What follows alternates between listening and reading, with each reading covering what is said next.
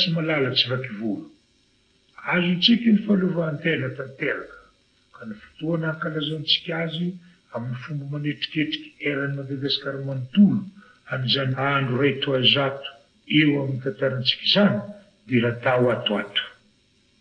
Koa manengy anareo mpiretan-drazana amiko rehetra mba hiara-mankalaza ampifaliana sy ampiravoravoana amin'izao fahazahoan'i Madagasikara ny fahaleovantena ny tanteraka izao.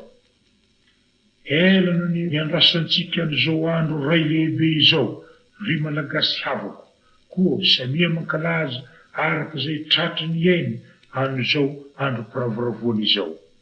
Anenga anareo aho, na kely na lehibe, na antitra na tanora, na lahy na vavy, mba samy hiara-misy salahy amin'izay ahalavorary ny fankalazana voalohany izao andro nahazoan'i Madagasikara ny fahaleovantena ny tanteraka izao.